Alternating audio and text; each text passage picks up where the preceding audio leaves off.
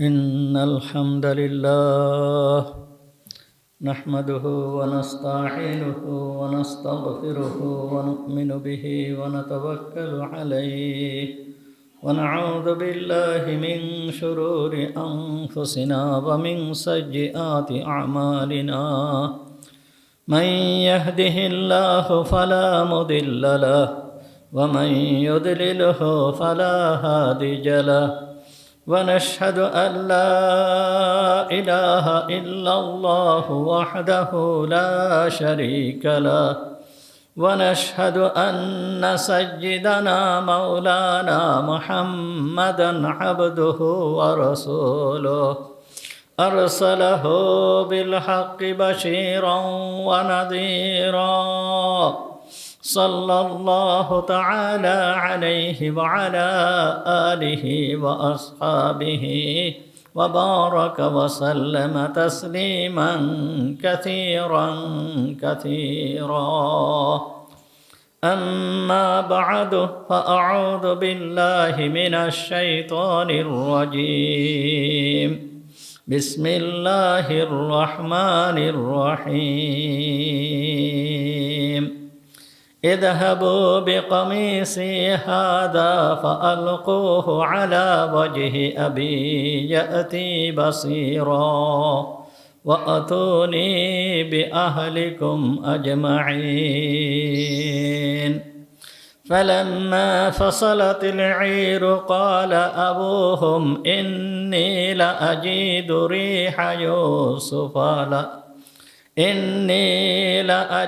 ريح يوسف لولا أن تفندون صدق الله العظيم ونحن على ذلك من الشاهدين والشاكرين اللهم صل على محمد وعلى آل محمد كما صليت على إبراهيم وعلى آل إبراهيم إنك حميد مجيد اللهم بارك على محمد وعلى آل محمد كما باركت على إبراهيم وعلى آل إبراهيم إنك حميد مجيد سبحانك لا علم لنا إلا ما علمتنا اللهم انفعنا بما علمتنا فعلمنا ما ينفعنا وزدنا علما رب اشرح لي صدري ويسر لي أمري واحلل عقدة من لساني يفقهوا قولي اللهم طهر قلوبنا عن غيرك ونفر قلوبنا بنور معرفتك ربنا تقبل منا إنك أنت السميع العليم وتب علينا إنك أنت التواب الرحيم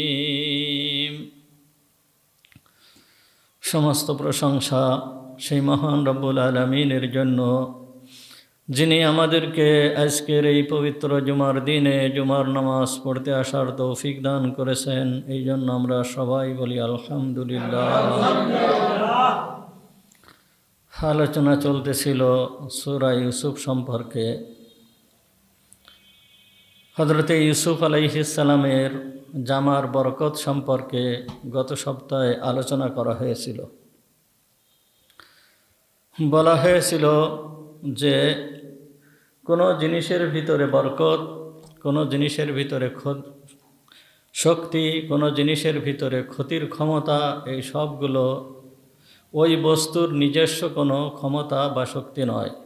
এটা হচ্ছে আল্লাহ তাআলার প্রদত্ত।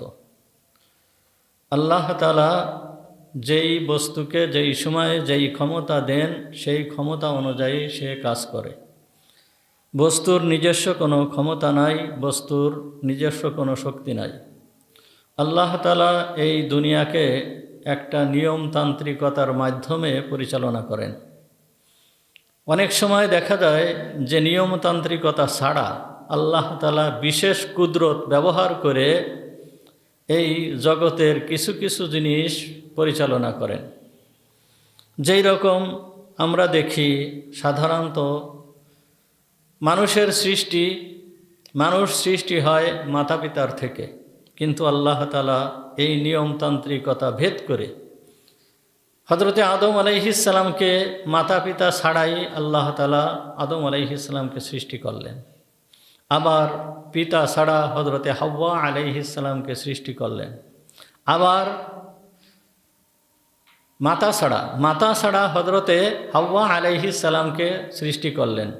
আবার পিতা ছাড়া হযরতে মারিয়াম আলাইহাস সালামকে আল্লাহ তাআলা সৃষ্টি করলেন। এগুলো হচ্ছে আল্লাহ তাআলার কুদরত। তো অনেক সময় আল্লাহ তাআলা এই কুদরতকে ব্যবহার করে, আর অধিকাংশ সময় নিয়মতান্ত্রিকতার মাধ্যমে দুনিয়াকে পরিচালনা করে। তা যখন এই বিশেষ কুদরত নিয়মতান্ত্রিকতা ছাড়া, নিয়ম নীতি ছাড়া বিশেষ কুদরতকে যখন ব্যবহার করে, এই কুদরতটা যদি কোনো নবীর ক্ষেত্রে হয় তাহলে এইটাকে বলা হয় মুজিজা। আর যদি নবীর ক্ষেত্রে না হয়ে অন্য কোনো মানুষের ক্ষেত্রে হয় তখন এইটাকে বলা হয় কারামতি। সুতরাং নবীদের কারামতি এইটে নবুয়তের দলিল, আর সমস্ত নবী ছাড়া অন্যান্য মানুষ যারা আছে তাদের নবীদের মুজিজা এইটা হচ্ছে নবীদের নবুয়তের দলিল হিসাবে আল্লাহ তাআলা নবীদেরকে দান করেছেন। আর কারামতি এইটা আল্লাহ তাআলা তার বান্দাদেরকে অনেক সময় দান করেন, কিন্তু এইটা সম্পূর্ণ আল্লাহ তাআলার হাতে, কোনো মানুষের হাতেও নেই, কোনো নবীর হাতেও নেই। দেখেন এই একই পোশাক হযরত ইউসুফ আলাইহিস সালামের যে জামা, এই জামার ভিতরে যে কারামতি, এই জামার ভিতরে যে বরকত, এইটাও আল্লাহ তাআলার পক্ষ থেকে। হযরত ইউসুফ আলাইহিস সালামের হাতেও এটা নাই, হযরত ইয়াকুব আলাইহিস সালামের হাতেও এটা নাই। একই জামা, যেই জামার মাধ্যমে হযরত ইয়াকুব আলাইহিস সালাম অন্ধত্ব বরণ করলেন, অর্থাৎ চোখ অন্ধ হয়ে গেল। এই জামাটা যখন হযরত ইয়াকুব আলাইহিস সালামের কাছে আসলো, ভাইয়েরা রক্ত মাখায় নিয়ে আসলো, তখন ওই জামা দেখেই কেমন যেন উনি শোকাহত হয়ে গেলেন যে আমার ইউসুফ হারিয়ে গিয়েছে। তাহলে এই জামায় হযরত ইয়াকুব আলাইহিস সালামের সর্বপ্রথম অন্ধত্বের কারণ হচ্ছে এই জামা। আবার এই একই জামা হযরত ইউসুফ আলাইহিস সালাম বললেন ফাআলকুহু আলা ওয়াজহি আবি ইয়াতি বাসীরা, যে তোমরা এই জামা নিয়ে আমার আব্বার চোখে দিয়ে দাও, তাহলে আমার আব্বা দৃষ্টিশক্তি ফিরে পাবে। তাহলে এই জামা, একই জামায় দৃষ্টিশক্তি হারালো, আবার একই জামায় সেই 40 বছর পরে যায়, 40 বছর না তারও অনেক বেশি, এর পরে যায় হযরত ইয়াকুব আলাইহিস সালাম আবার দৃষ্টিশক্তি ফিরে পেলেন। সুতরাং এইটা জামার কোনো কৃতিত্ব নয়, এটা হচ্ছে সম্পূর্ণ আল্লাহ তাআলার নিয়ন্ত্রণাধীন। আল্লাহ তাআলা যাকে যেই রকম ক্ষমতা দেন সে সেই রকম ক্ষমতা প্রয়োগ করে। আপনাদেরকে বলা হয়েছিল যে সুলতান মাহমুদ গজনবী রহমাতুল্লাহি আলাই 16 বার ভারতবর্ষ আক্রমণ করেছিলেন। তিনি সৈন্য নিয়ে, লোকজন নিয়ে, অস্ত্র শস্ত্র নিয়ে 16 বার ভারতবর্ষ আক্রমণ করেছিলেন। আক্রমণ কী জন্য করেছিলেন? এই ভারতের এই লোকগুলোকে আল্লাহর সঙ্গে সম্পর্ক জুড়ে দেওয়ার জন্য তিনি এই দেশে ইসলামের পতাকা উড্ডীন করতে চেয়েছিলেন। এই জন্য তিনি 16 বার চেষ্টা করেছেন। 16 বার অস্ত্র শস্ত্র ছিল, সৈন্য সামন্ত ছিল, সব কিছুই ছিল, কিন্তু বিজয়ী হতে পারেন নাই। পরবর্তীতে মুহাম্মদুর রাসূলুল্লাহ সাল্লাল্লাহু আলাইহি ওয়াসাল্লামের জামা পরিধান করে, এই ঘটনা আপনাদেরকে আগে বলা হয়েছে, এই জন্য আর বলতে চাচ্ছি না, যে হুজুর সাল্লাল্লাহু আলাইহি ওয়াসাল্লামের জামা পরিধান করে মহান রব্বুল আলামিনের দরবারে সুলতান মাহমুদ গজনবী রহমাতুল্লাহি আলাই আল্লাহর দরবারে দোয়া করলেন, হে আল্লাহ, আমি কি তুমি জানো, আমার ভিতরে কি আছে তুমি জানো, কিন্তু আজ আমি যেই জামা পরিধান করেছি তোমার হাবিবের জামা, এই জামার উসিলায়, এই জামার বরকতে তুমি ভারতবর্ষ আমাকে দান করো।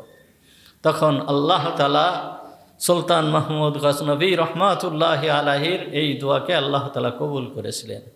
পরের বার যখন তিনি অভিযান চালান তখন ভারতবর্ষে উনি জয়ী হয়ে গেলেন। তাহলে এক জামার বরকতে আল্লাহ তাআলা তাকে এই ভারতবর্ষে জয়ী করে দিলেন। এটা মহান আল্লাহ তাআলার কুদরত, এটা মহান আল্লাহ তাআলার কুদরত। সুতরাং যে কোনো জিনিসের ভিতরে কোনো ক্ষমতা বা শক্তি, এইটে ওই জিনিসের স্বয়ংক্রিয় কোনো ক্ষমতা বা শক্তি নয়, এটা আল্লাহ তাআলার দেওয়া। আর আল্লাহ তাআলা যাকে দেবেন তার জন্যই এইটা প্রযোজ্য হবে, যখন দিবেন তখনই এইটা প্রযোজ্য হবে।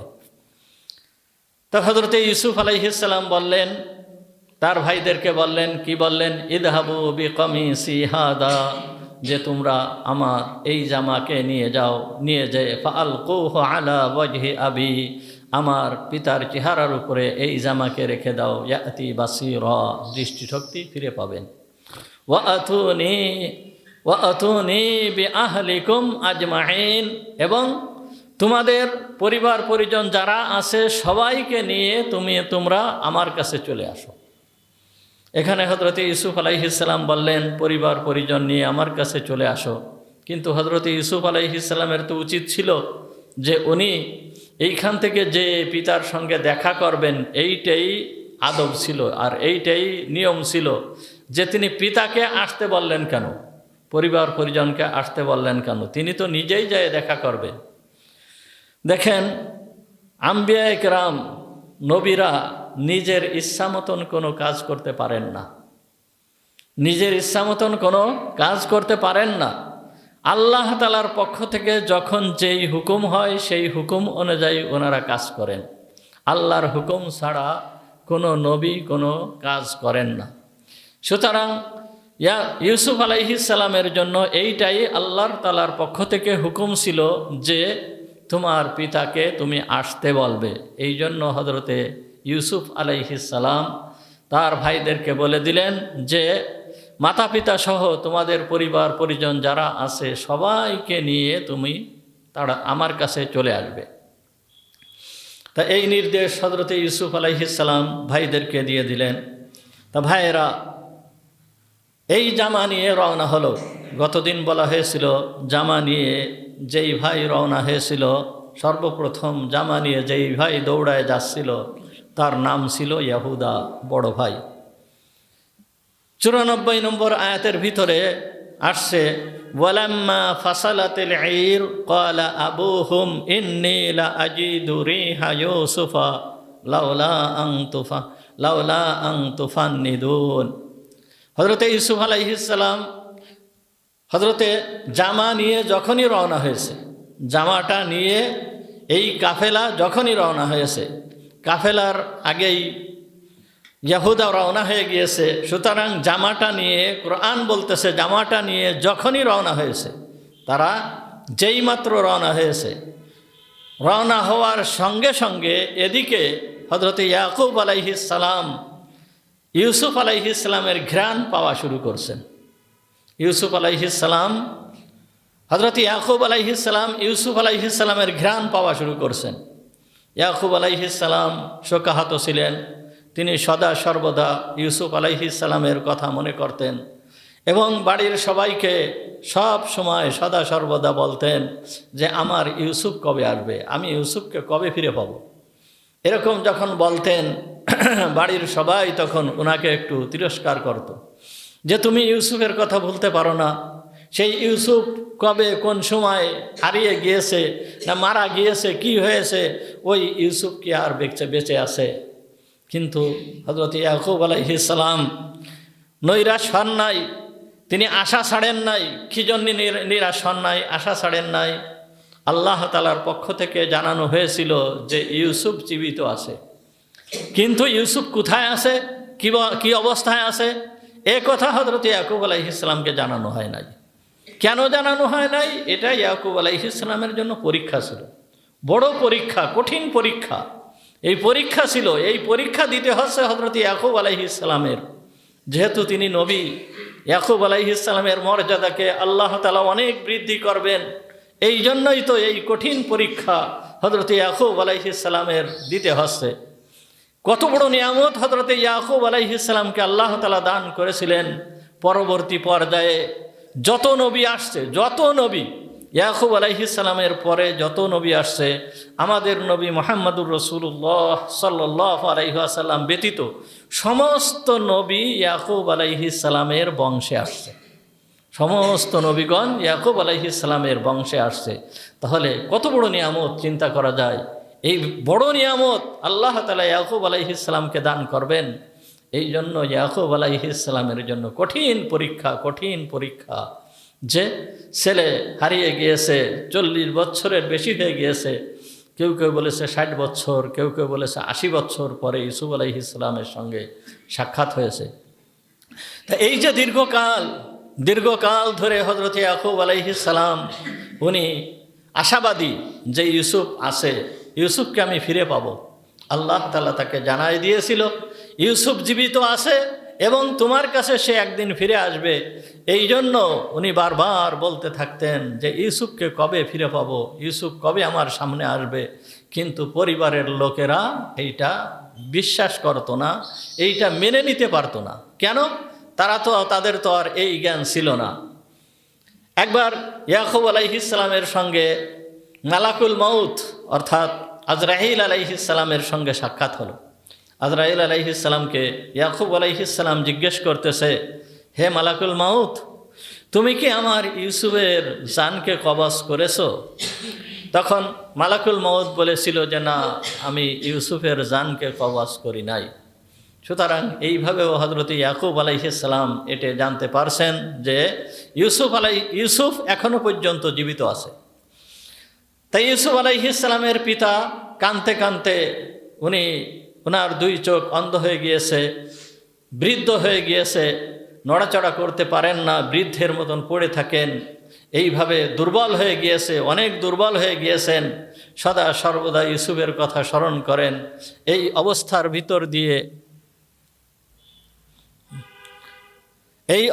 ভিতর দিয়ে চলতেছে।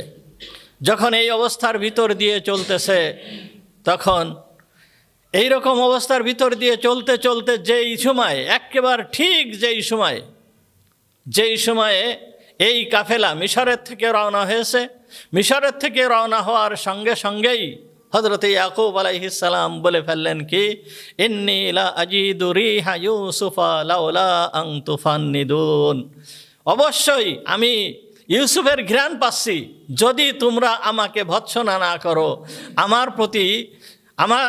প্রতি তোমরা যদি ভৎসনা না করো, আমাকে যদি তিরস্কার না করো, তাহলে আমি ইউসুফের ঘ্রাণ পাচ্ছি। এ কথা হযরত ইউসুফ আলাইহিস সালাম বলে ফেললেন। দেখেন, এই ইয়াকুব আলাইহিস সালাম বলে ফেললেন।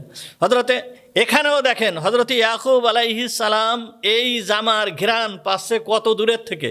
কোথায় এসে মিশর, কোথায় এসে কিনান, অনেক দূরের পথ, প্রায় 2000 কিলোমিটারের উপর হবে সেই কিনানের থেকে মিশর। এত দূরের থেকে হযরত ইয়াকুব আলাইহিস সালাম আজ ইউসুফ আলাইহিস সালামের ঘ্রাণ পাচ্ছে। তো এত দূরের থেকে যে হযরত ইয়াকুব আলাইহিস সালাম ইউসুফ আলাইহিস সালামের ঘ্রাণ পাচ্ছেন, এইটাও আল্লাহ তাআলার কুদরত, এইটাও ইয়াকুব আলাইহিস সালামের মুজিজা। তা না হলে প্রথমবারে যখন হযরত ইউসুফ আলাইহিস সালাম হারিয়ে গেল, কুয়ার ভিতরে পড়েছিল, কুয়ার ভিতরে ইয়াকুব আলাইহিস সালামের বাড়ির থেকে কুয়া তো আর বেশি দূরে নয়, হয়তো 1-1.5 কিলোমিটারের পথ, 1-1.5 কিলোমিটার দূরে। এই 1-1.5 কিলোমিটার দূরের থেকে হযরতে ইয়াকুব আলাইহিস সালাম ইউসুফ আলাইহিস সালামের কোনো ঘ্রাণ পালেন না, ইউসুফ আলাইহিস সালামের কোনো সন্ধান পালেন না। মাত্র 1-1.5 কিলোমিটার দূরে রয়েছে।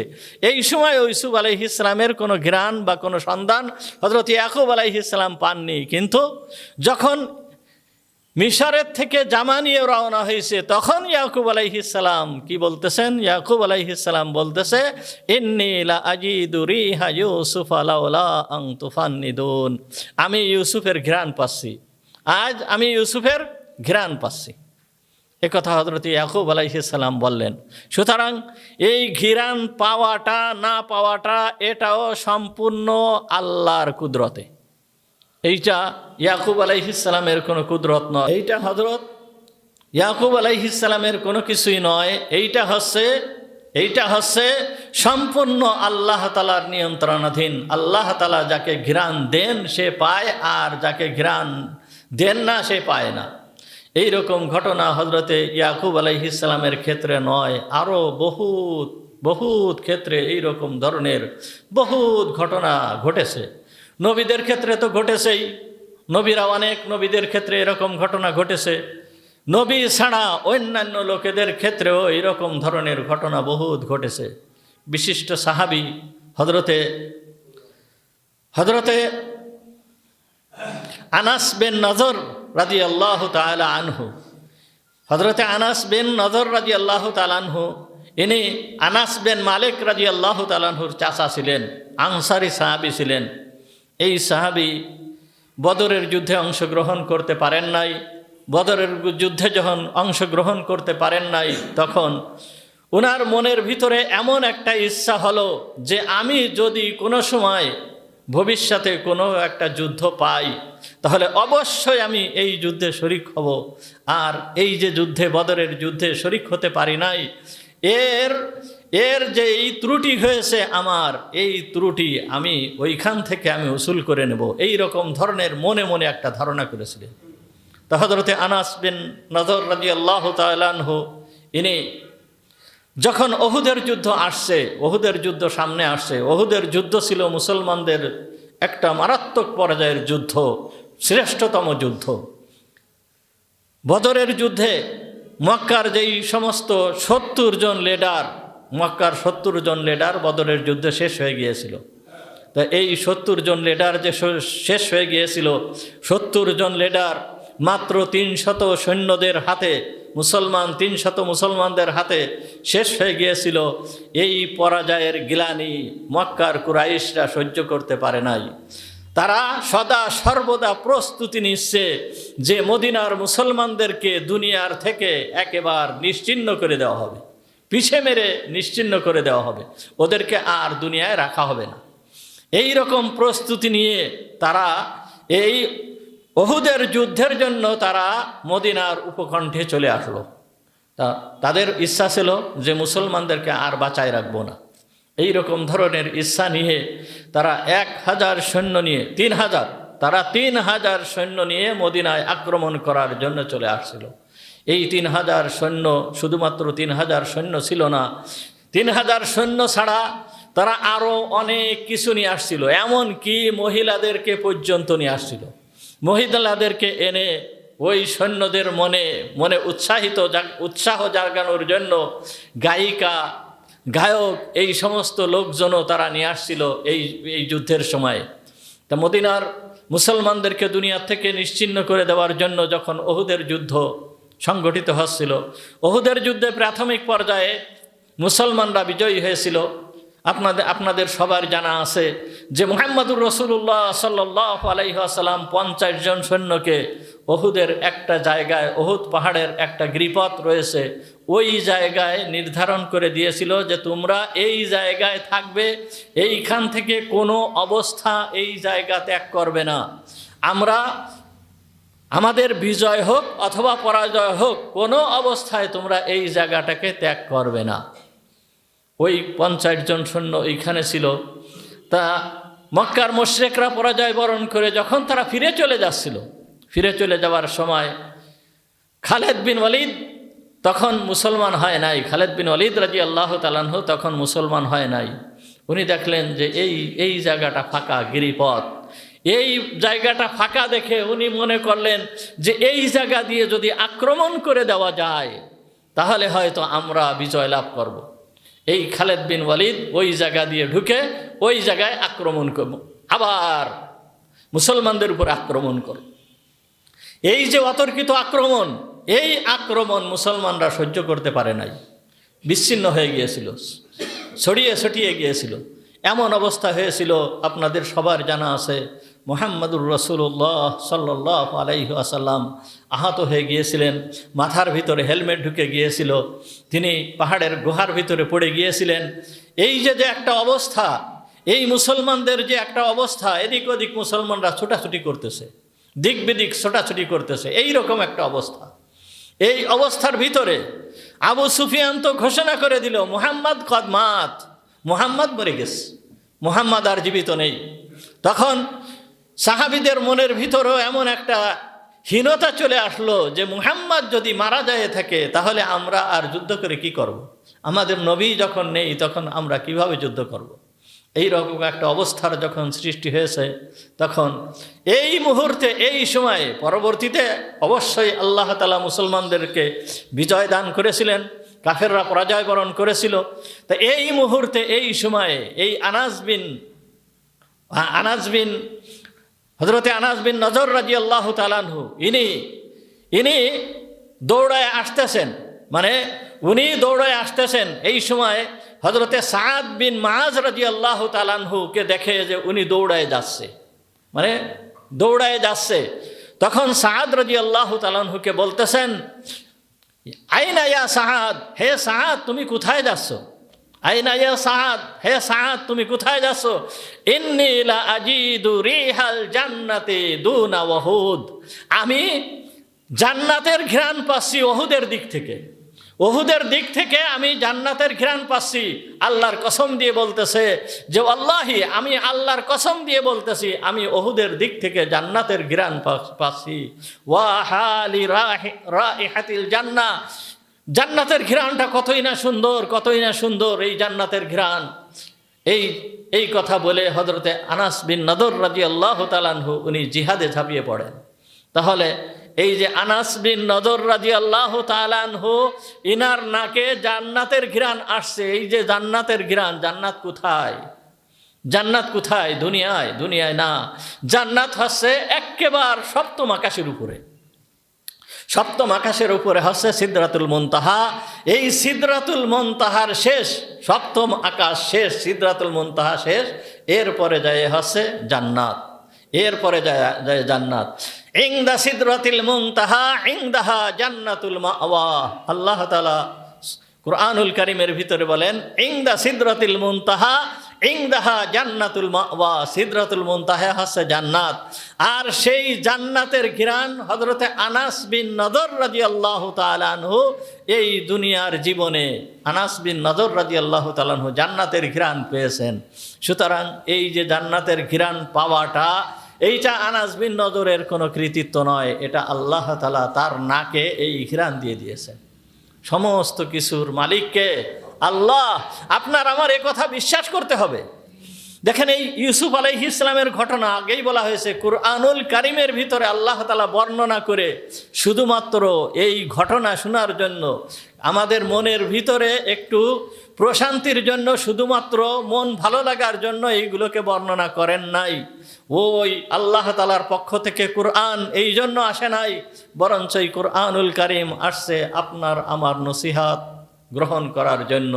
আপনি আমি নসিহাত গ্রহণ করব, এই জন্য আল্লাহ তাআলা কুরআনুল কারীম দিয়ে আমাদেরকে নসিহাত করতেছেন।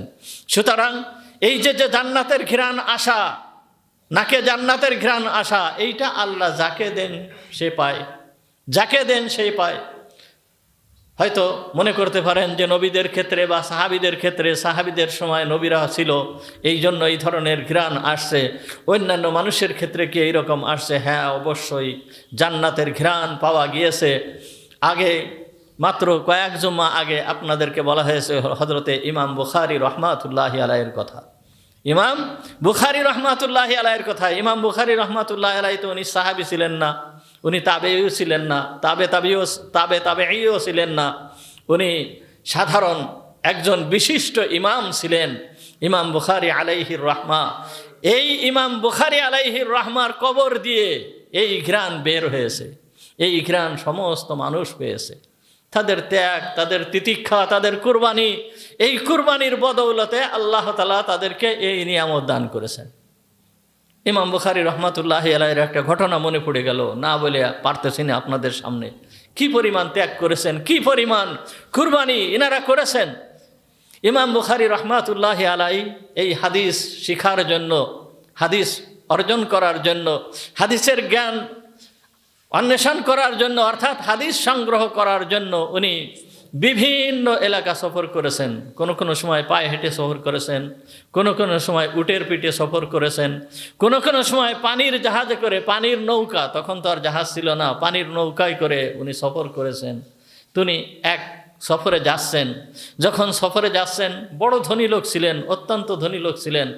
এই ধনী লোক কিন্তু আবার অনেক সময় এত কষ্টের ভিতরে দিন কাটছে যে খাবারের মতন কোনো জিনিস নাই।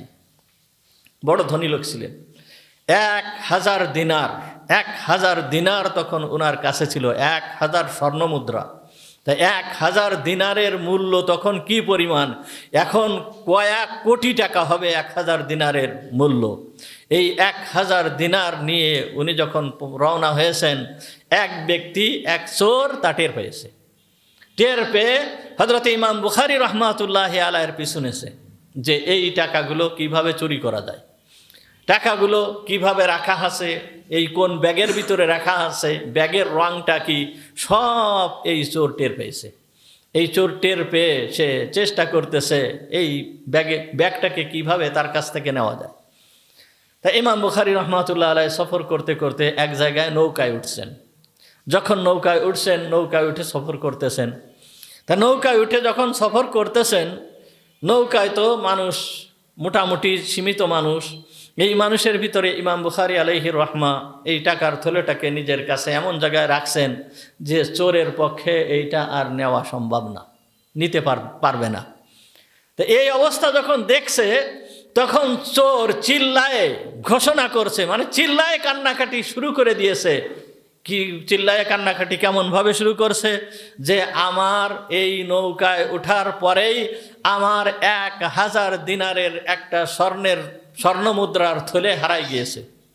যেই থলের ভিতরে 1000 দিনার আছে, সেই থলের রং এই, সেই থলের মুখ বাঁধা ছিল এই রকম ধরনের সুতা দিয়ে, এই রকম ধরনের সুতা দিয়ে বাঁধা, এইভাবে এই রকম একটা ব্যাগ আমার এই নৌকার থেকে চুরি হয়ে গিয়েছে। নৌকা ওঠার সাথে সাথে কে যেন এই ব্যাগটাকে নিয়ে গেছে।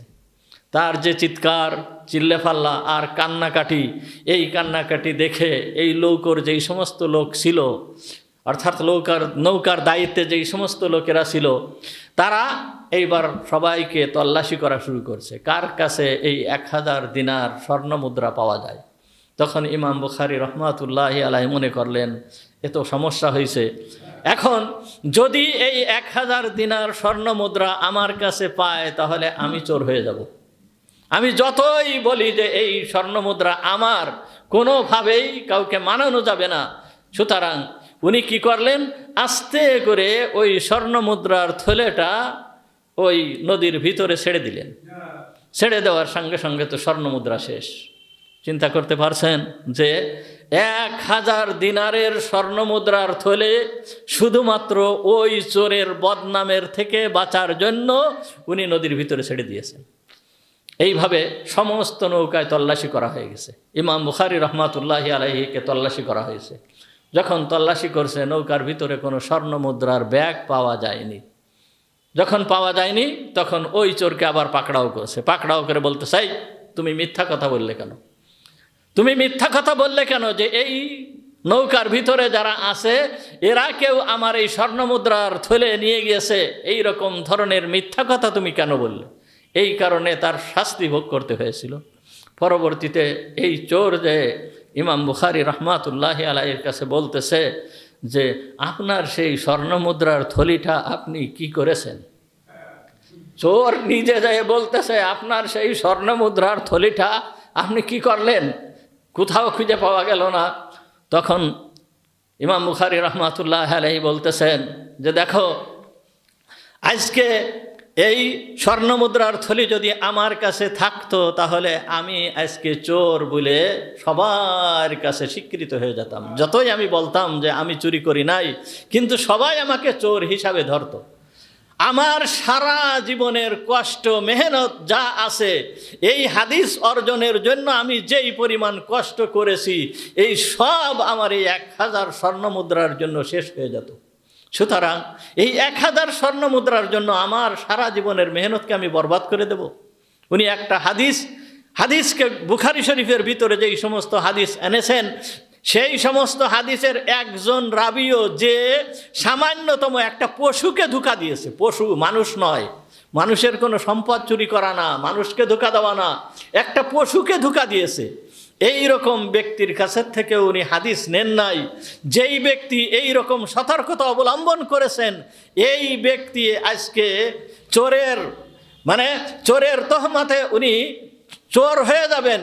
এই জন্য ওই চোরকে বলতেছে, দেখো আমাকে আজকে মানুষ চোর বলবে, আর এই চোরের গ্লানি আমার উপরে আসবে, সুতরাং এইটে আমি চাই না যে এই চোরের গ্লানি আমার কাছে আসুক, আমি চোর হিসেবে লোকেদের কাছে স্বীকৃত হয়ে যাই। এই জন্য আমি এই স্বর্ণ মুদ্রার থলি নদীতে ফেলে দিয়েছি। ইমাম বুখারী রহমাতুল্লাহি আলাই কোন পর্যায়ের ব্যক্তি ছিলেন দেখেন। এই ইমাম বুখারী রহমাতুল্লাহি আলাইকে যখন কবর দেওয়া হয়েছে সেই উজবেকিস্তানের বুখারা, সামারকান্দ বুখারা, ওনার যেই গ্রামে ওনাকে কবর দেওয়া হয়েছিল ওই গ্রামের নাম হচ্ছে খরতাং। এই খরতাং গ্রামে যখন ওনাকে কবর দেওয়া হয়েছে, কবর দেওয়ার সঙ্গে সঙ্গে ওই কবরের ভিতরের থেকে ঘ্রাণ শুরু হয়ে গেছে।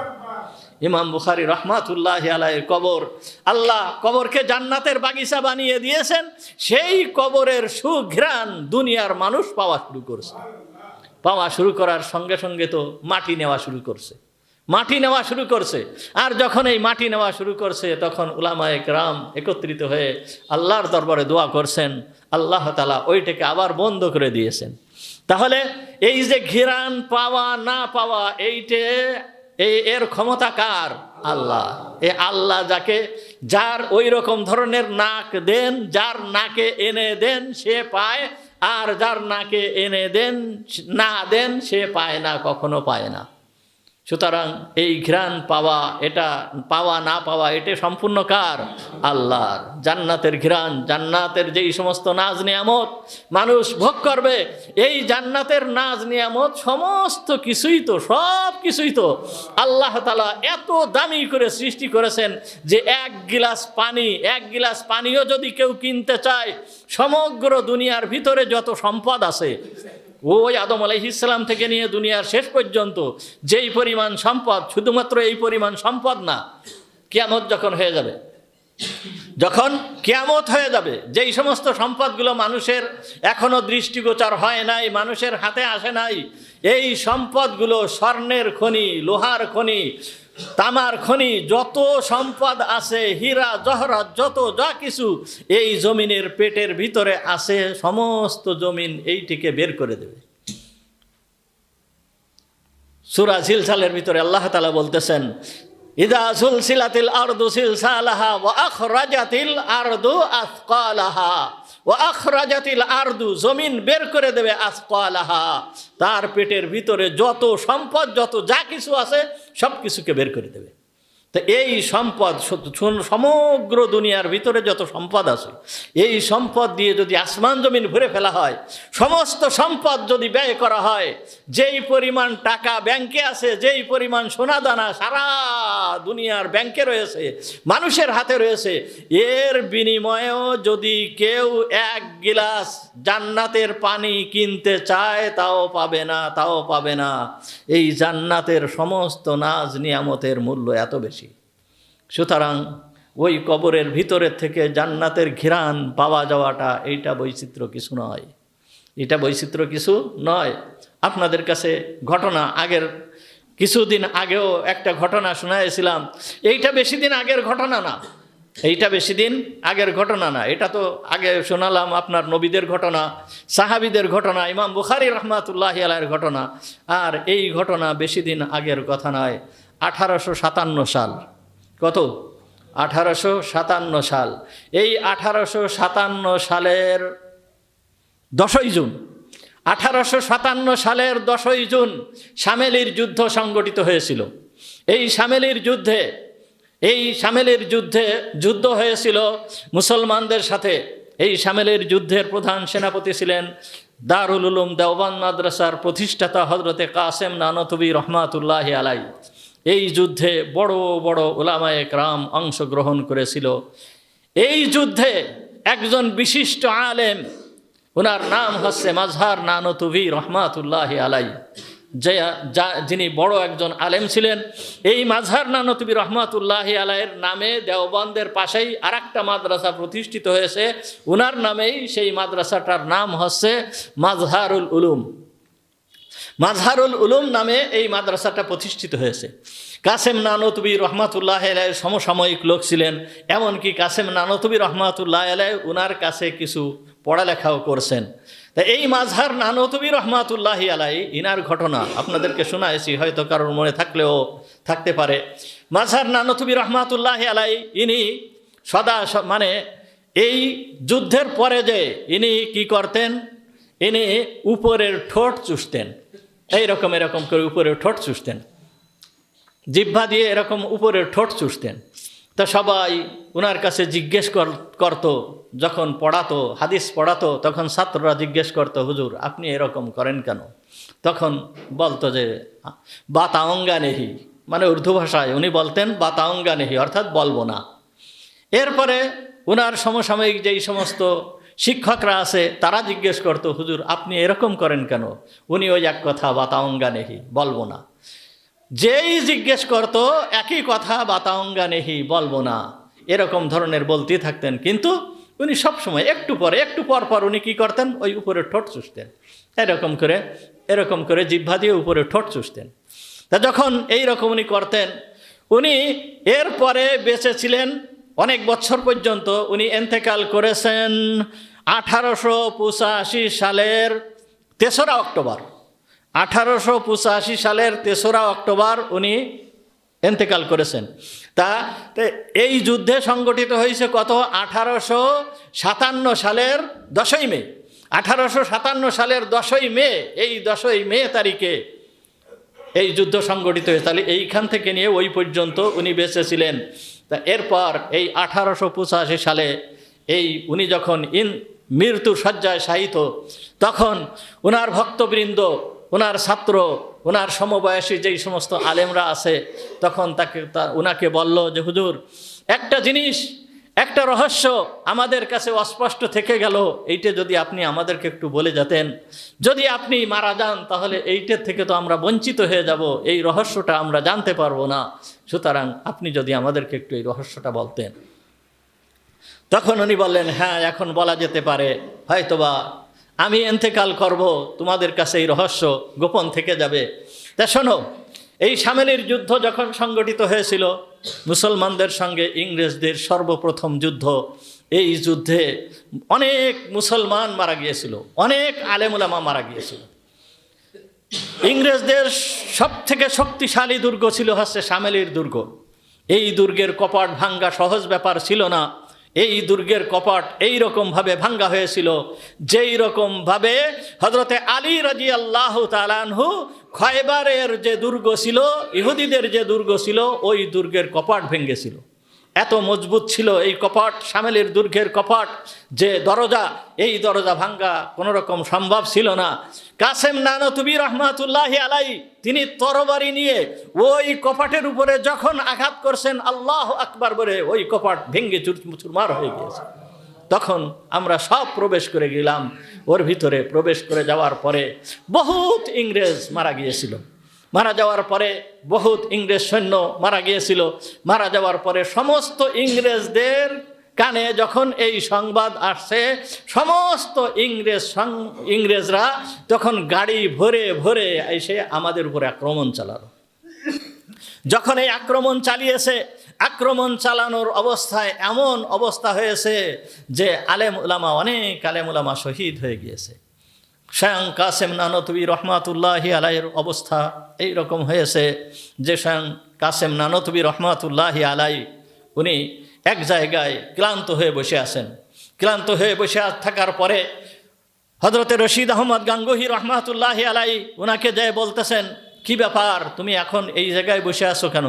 সিপাহ সালারের দায়িত্ব পালন করে তুমি এখন এই জায়গায় বসে রয়েছো কেন?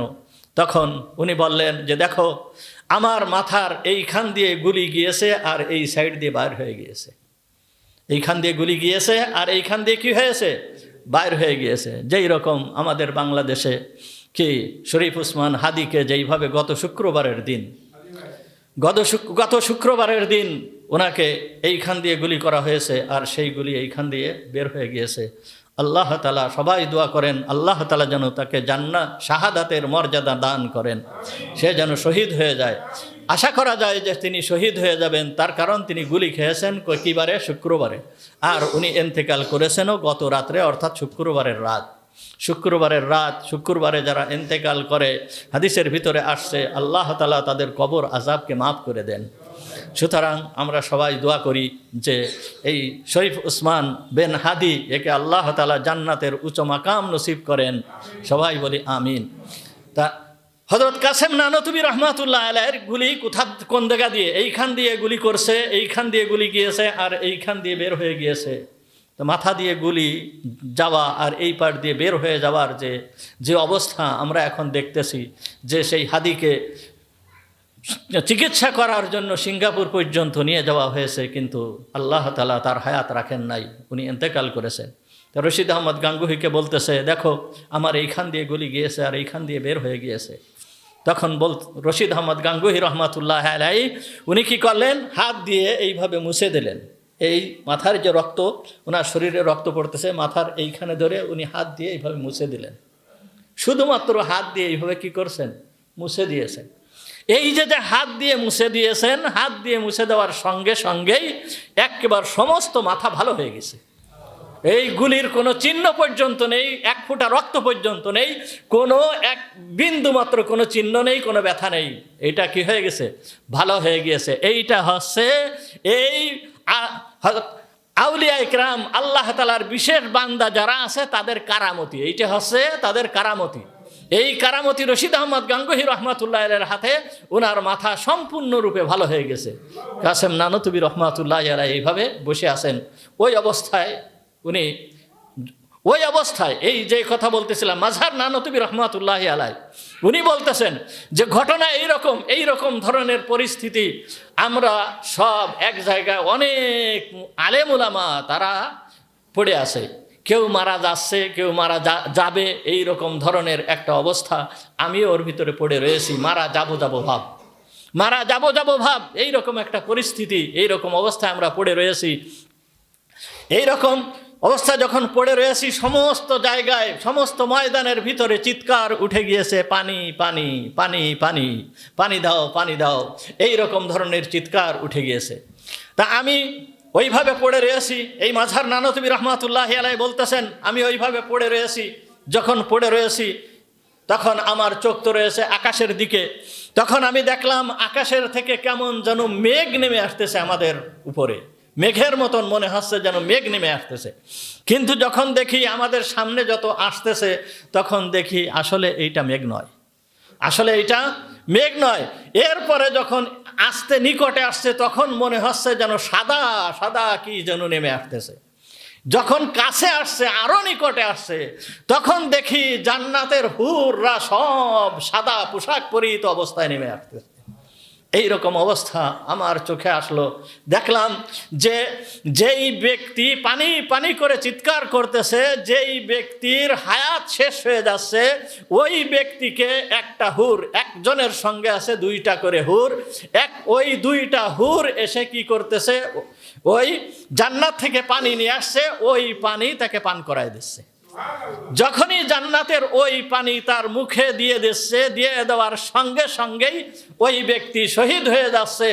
আর ওই হুর তার ওই রুহটাকে রেশমি কাপড়ের ভিতরে তার ওই রুহটাকে পেঁচায় নিয়ে একেবারে আকাশের দিকে চলে যাচ্ছে। এই রকম দৃশ্য আমার চোখে ভাসতেছে। আমি মনে করতেছি কখন ওই সুযোগ আমার হবে, এই রকম ধরনের মনে করতেছি যে ওই সুযোগ আমি কখন পাবো, আমার কাছে কেন এই হুররা আসতেছে না। এই রকম চিন্তা করতে এক সময়ে দুইটা হুর আমার কাছে চলে আসছে। দুইটা হুর চলে এসে পানির পাত্রটা কেবলমাত্র আমার এইখানে স্পর্শ করছে, কেবলমাত্র এইখানে স্পর্শ করছে।